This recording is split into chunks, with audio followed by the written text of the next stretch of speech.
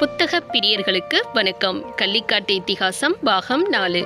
ஒரு விடிய கருக்கள். சில மனிதர்களை கோழிகளும் சில கோழிகளை மனிதர்களும் எழுப்பிவிடும் கிராமத்து அதிகாலை. இருக்கட்டுமா போகட்டுமா என்று சூரியனிடம் மல்லுக்கு நின்றது இருட்டு. கட்டையன் காட்டு சோளக்காட்டுக்குள் நுழைந்தான் மொக்கராசு.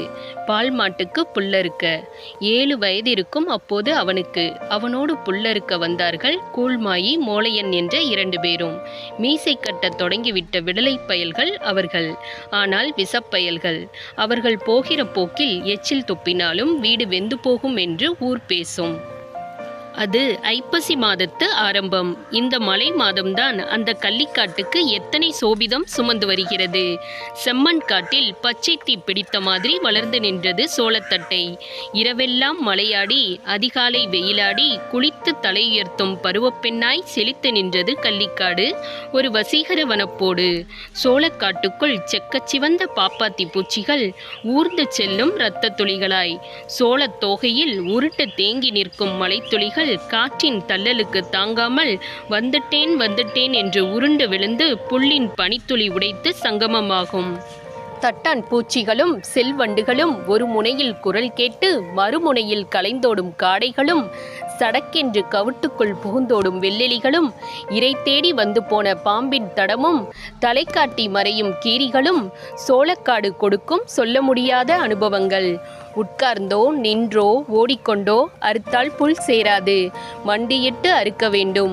முழங்கால் நிலம் பதிய மண்டியிட்டு நகர்ந்தபடி இடக்கை புல்லின் குடிமி பிடிக்க வழக்கை கொண்ட வாங்கருவா தூர் வாங்க பரபரவென்று பாம்பாய் விரைய தெரிந்தவன் எவனோ அவன்தான் கஞ்சி பொழுதுக்குள் வீடு வந்து சேருவான் கட்டோடு. தரை நீச்சல் அடிப்பவனாய் மொக்கராசு புல்லறுத்து முன்னேற கூழ்மாயி மோளையன் இருவரும் திட்டமிட்டு பின்தங்கி மொக்கராசு அறுத்து வைத்த புல்லில் கொஞ்சம் கொஞ்சம் அள்ளி கொண்டிருந்தார்கள் பச்சை திருட்டு. தன் உழைப்பு தன் முதுகுக்கு பின்னால் திருடப்படுவதை கூட கண்டு கொள்ளாமல் கருமமே கண்ணாயிருந்தான் மொக்கராசு. முற்றும் புல்லறுத்து முடித்துவிட்டு சிதறி கிடந்த புல்லையெல்லாம் சேர்த்து கட்டிய போதுதான் மொக்கராசுக்கு தெரிந்தது சோளக்காட்டு ஊழல். ஏய், இது நல்லா இல்லப்பா, எம் புல்ல எங்கட்ல சேர்த்துருங்க என்றான் மொக்கராசு கோபத்தில் பணிவு குலைத்து. ஏலே கூழ்மாயி, இங்கே பாடுறா, இவன் அறுத்த புல்ல நம்ம கட்டிக்கிட்டமாமில்ல. மோளையன் பொய்க்கோபத்தில் பொங்கினான். நம்ம கிரகம் சரியில்லப்பா, கம்பு கூட்டில் புல்லு முளைக்காத பையெல்லாம் நம்மளை களவாணிங்கிறான். சலித்து கொண்டான் கூழ்மாயி. மொக்கராசுக்கு அழுகையாய் வந்தது. தொண்டைக்குள் யாரோ பம்பரம் சுற்றுவதாய் பட்டது. ஏண்டா மொக்க, எதுக்குடா உனக்கு இத்தந்தண்டி புல்லுக்கட்டு? பேச்சை மாற்றினான் மோளையன். பால் மாட்டுக்கு என்றான் மொக்கராசு கண்கசக்கி. ஒரு பால் மாடுதான் உங்க வீட்டில், அதுக்கு இது பத்தாதா? அதில்ல கூழ்மாயி, அவங்க வீட்டுக்கு இன்னொரு பால் மாடு வரப்போகுதில்ல, அதுக்கும் சேர்த்து தான் புல்லறுக்கிறான் மொக்கராசு. இன்னொரு பால் மாடா? இவங்க ஆத்தா 2ஆம் கல்யாணம் பண்ண போறாள்ல, 10ஆம் மாதம் பால் கொடுக்க மாட்டா? துடித்து போன மொக்கராசு தன் வயது மறந்து வலிமை மறந்து ஏலே வெண்ணே என்று கத்திக்கொண்டே மாடு முட்டும் பாவனையில் ஓடிச் சென்று தன் தலையால் அவன் மார்பில் மோதினான். சோளத்தட்டைகளுக்கு மத்தியில் மலையில் குலைந்து கிடந்த செம்மண் நிலத்தில் கீரியும் பாம்பும் சண்டையிட்டது போல் கதறிக்கொண்டே அவனோடு கட்டி புரண்டு சண்டையிட்டு என்னடா சொன்ன என்று மோளையன் நெஞ்சில் முட்டி அவன் கழுத்தை கட்டி கொண்டு உருண்டான்.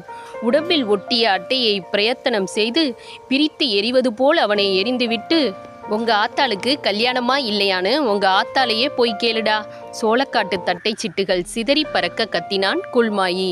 புருவம் கிழிந்தொழுகிய இரத்தத்தோடும் நெஞ்சடைத்து சிந்திய கண்ணீரோடும் உடம்பெல்லாம் சாந்து பூசிய சகதியோடும் பாதங்குத்திய நெருஞ்சி முல்லை உதரவும் கருதாமல் ஓடோடி வீடு வந்து ஆத்தா கடைந்து கொண்டிருந்த தயிர்ப்பானையை ஓங்கி மிதித்து உடைத்து கதறி கதறி அழுது கேட்டான். ஆத்தா, உனக்கு கல்யாணமா? அவன் உடைத்து போட்ட தயிர்ப்பானையை விட நெஞ்சாங்குழி நொறுங்கி போனாள் விதவை தாய் செல்லத்தாயி. என்ன சொல்லுவாள்? இடிந்து போனவள். இந்த பிஞ்சு மனசுக்குள் இத்தனை எரிமலை இருக்கும் என்று கண்டாளா? 5 ஆண்டு கால விதவை வாழ்க்கையில் அவள் தலையணை இல்லாமல் தூங்கியிருக்கிறாள். தலைமகன் இல்லாமல் தூங்கியதில்லையே. மறுமணம் என்பது குலவழக்கத்தில் வழிவழியாக வந்ததுதானே. வழிமாறிய வழக்கம் இல்லையே. தன் கழுத்தில் 2ஆம் தாலி ஏறலாமா இல்லையா என்று 3 ஆண்டு காலமாய் நெஞ்சோடு சம்மதம் கேட்டாலே. மகனையும் ஒரு வார்த்தை கேட்டிருக்கலாமே. கூனி குறுகி உட்கார்ந்து குலுங்கி குலுங்கி அழுதாள் அவள். அவன் கேட்ட கேள்விக்கு ஆமாம் இல்லை என்று ஒரு வார்த்தையும் சொல்லவில்லை. புயல் வந்து கேள்வி கேட்டால் பூவரஞ்சரகு என்ன சொல்லும்? கள்ளிப்பட்டியை விட காமக்காப்பட்டி பெரிய ஊர்தான். இங்கே வீடுகள் 80 என்றால் அங்கே 90. ஊர்ச்சாவடி, அரசமரம், ஊருக்குள் கிணறு என்ற கௌரவங்கள் எல்லாம் காமக்காப்பட்டிக்கு உண்டு. கள்ளிப்பட்டிக்கு இல்லை. 100 முதல் 200 ஆண்டுகளுக்குள் உண்டான ஊர்களாகத்தான் இருக்க முடியும். பஞ்சத்தால் துரத்தப்பட்டவர்கள், கொள்ளை நோய்க்கு அஞ்சி ஓடி வந்தவர்கள், யுத்தத்தால் விரட்டப்பட்டவர்கள், சாதி கலவரத்தில் தப்பித்து வந்தவர்கள், அரசாங்கத்தின் வரைபடத்துக்கு வராத வறண்ட நிலங்களில் தாங்களே மண் மிதித்து வீடு கட்டி கொண்டார்கள். அந்த குடியிருப்புகள் காலப்போக்கில் குக்கிராமங்கள் என்ற தேசிய அந்தஸ்து பெற்றுவிடுகின்றன. பேயத்தேவர் வகைராக்களுக்கு மாப்பிள்ளை வீட்டில் கல்யாணம் நடப்பதே மரபு.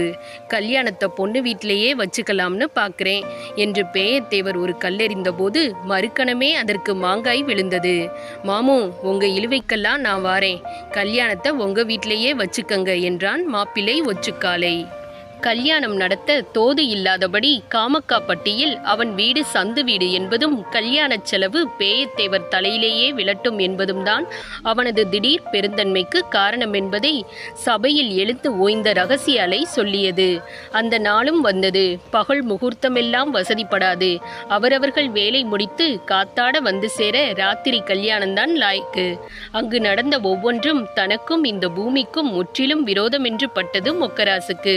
வீட்டு வாசலில் தெருவடக்கி போட்ட கொட்டகை, பூவோடு கட்டப்பட்ட வாழை மரங்கள், 80 வீடுகளில் எல்லா வீடும் கேட்க வேண்டுமென்று கிழக்கே ஒன்றும் தெற்கே ஒன்றுமாய் ஒரே பந்தல்கால் உச்சியில் கட்டப்பட்ட ஒளிப்பெருக்கி குழாய்கள், அதில் ஒலித்த தேய்ந்து போன மதுரை வீரன் வசனம், கௌரவமான பெருசுகள் உட்கார பள்ளிக்கூடத்திலிருந்து தூக்கி வரப்பட்ட பெஞ்சுகள், மிரட்டிக்கொண்டே எரிந்து கொண்டிருந்த பெட்ரோமாக்ஸ், அதில் பறந்து பரவி கொண்டிருந்த பூச்சி ராஜ்யம், தண்டட்டி ஆடும் கிழவிகள், மழையும் வெயிலும் இல்லாமலே குடையோடு வந்த மிராசுகள், வயசுக்கு வந்த தாவணிகளையும் இப்போவோ பிறகோ என்றிருக்கும் பாவாடைகளையும் வெறித்து பார்த்து சிரிக்கும் விடலைகள், பந்திக்கு காத்திருக்கும் பசித்த மக்கள்.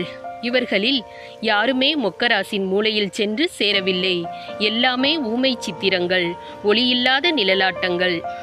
2 நாற்காலிகள் தூக்கி வந்தார்கள் மணமக்களுக்கு. அதில் ஒன்று 2 கை உள்ளது, மற்றொன்று 1 கை உள்ளது. ஏல கூறுகட்ட குப்பாய் மகனே, நாற்காலியை கிழக்க பார்த்து போடுறா கேன என்று ஒருவன் ஆசீர்வதித்தான். நாற்காலிகளின் பேதம் தீர ஒரு துப்பட்டி போர்த்தி சரி செய்யலாம் என்றது ஒரு அனுபவம். சபைக்கு எடுப்பாய் இருக்குமாறு பச்சையும் சிவப்புமாய் ஒரு துப்பட்டி கொண்டு வந்து நாற்காலிகளை மூடினார்கள். அதன் கிளிசல் மறைக்க 2ஆய் மடித்து ஒளிப்பெருக்கி நிறுத்தப்பட்டது. கொட்டுக்காரர்களின் கொட்டம் தொடங்கிவிட்டது. தன் வாத்திய விருந்தை பூலோக சஞ்சாரிகளெல்லாம் கேட்டு அனுபவித்து விட்டதாகவும், இனிமேல் வானோர்களுக்குத்தான் என் வாத்தியம் என்பதாகவும் நெஞ்சு நிமிர்த்தி பின்னால் வளைந்து ஆகாயம் பார்த்து ஊதி கொண்டிருந்தான் ஒரு நாதஸ்வரக்காரன். அப்போதும் கூட உளவுக்காட்டு உழவனைப் போல முழு வேட்டியில் முக்கால் கோவணம் கட்டிக்கொண்டு ஓரத்தில் மஞ்சள் தடவிய புதுச்சட்டை போட்டுக்கொண்டு மாப்பிள்ளைய வரச் சொல்லுங்கப்பா என்று உள்ளும் புறமும் ஓடிக்கொண்டிருந்தார் பேயத்தேவர். வந்தான் மாப்பிள்ளை. அப்போதுதான் பார்த்தான் மொக்கராசு தன் வருங்கால அப்பனை. முரட்டு தோளில் தைத்த மாதிரி மூஞ்சி, கடுங்கருப்பு, சொன்னபடி கேட்காத சுருட்டை முடி, இண்டம்புதர் மீசை, இன்னது நினைக்கிறான் என்று கண்டறிய முடியாத இடுங்கிய கண்கள், உருளக்கட்ட உடம்பு, உயரம் கம்மி, கண்கள் கூசும் மஞ்சளில் வேட்டியும் சட்டையும் ஒரே நிறத்தில், முகத்தில் முதல் முறையாய் பூசிய பவுடர், பர்லாங்கல்லுக்கு வெள்ளையடித்த மாதிரி. அலங்காரம் போதுமப்பா, பொண்ணை கூப்பிடுங்க. மூடி மூடி வச்சாலும் முட்டைக்குள்ளே இருந்து மொசலா வரப்போகுது. கொட்டுச்சத்தம் கிளிய கத்தியது ஒரு கிழவியின் அடித்தொண்டை. வாழ்வரசிகள் சூழ வந்த செல்லத்தாயி வாழ்வில் 2ஆம் முறை வெட்கப்பட்டாள். 6 ஆண்டுகளுக்கு பிறகு இப்போது பூவணிந்தாள். மிளகாய் பழ நிறத்தில் பளீரென்று ஒரு பட்டு கட்டியிருந்தாள். ஆண்டிப்பட்டி நாடார் கடைக்கு கட்டுச்சோறு கட்டிப்போய் ஆற அமர அலசி எடுத்தது. அந்த ரோஜாப்பூ மாலையின் தொழில்நுட்பமே அலாதி. தோள் பகுதிக்கு ஒரு மூங்கில் பட்டை வைத்து நெஞ்சில் மாலை உருளாதவாறு பட்டி வைத்து விரைக்க வைத்து அடிப்புறத்தில் சம்பங்கி கொஞ்சம் செய்து மாலையின் குறுக்கும் நெடுக்கும் சரிகை சுற்றி ஒரு தலைமுறைக்கு உதிராதவாறு தயாரிக்கப்படும் திருமண மாலை. ஆனால் அந்த ரோஜா பூக்களின் மேல் தெளிக்கப்படும் உள்ளூர் பன்னீர் ரோஜாவின் வாசனையை துரத்திவிட்டு தனது அராஜக ஆட்சியை நடத்தி கொண்டே இருக்கும். தாலி கட்டும்போது செல்லத்தாயி கழுத்தை கவனித்தான் ஒச்சுக்காலை. முதல் தவணையான 5 பவுன் அஞ்சாதே என்று அவனுக்கு அபயம் சொன்னது.